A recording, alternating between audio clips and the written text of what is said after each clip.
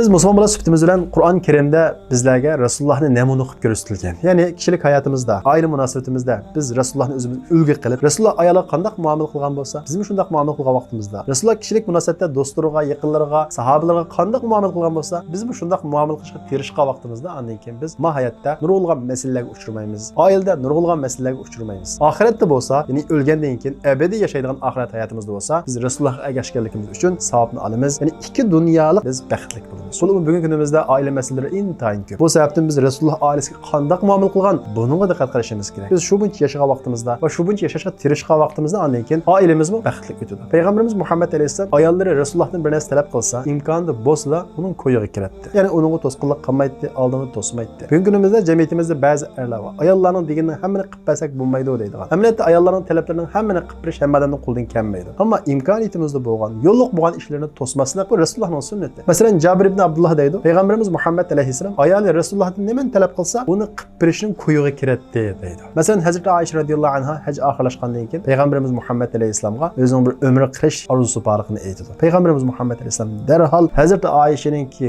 bu talabini ijro qilishning qo'yiga kirdi. Oxiri Payg'ambarimiz Muhammad alayhisalom Hazrat Aishani uning qarindishi Abdurrahmon qo'shib qo'yib umr qilishga avatdi. Demak, Payg'ambarimiz Muhammad alayhisalomning hayotida qarab baqadigan bo'lsak, mana shunda ayoli bir narsani talab qilsa, uning qo'yiga kiradi. Ya'ni uni qilib berish uchun uni o'yinlatdi, izlanatdi. Shuning uchun ayollarimizning ba'zi yo'lliq talablarini rad qilmaslik, uni o'rindab berish, uning qo'yiga kirish Rasulullohning mana shunday sunnati. Shu ayollarimiz o'zlarini do'stlarini uyga chaqirmoqchi bo'lsin, va yoki bir sirtqi oilamiz kelgan bo'lsin, va shuning o'xshagan har qanday bir ish qilganimiz kelgan bo'lsa, qilalsaqlar, imkoniyatimizda bo'lsa, uni qilib berishga tirishaylik. Bu Rasululloh sallallohu alayhi vasallamdan ayolga tutgan pozitsiyasi va muomalasi.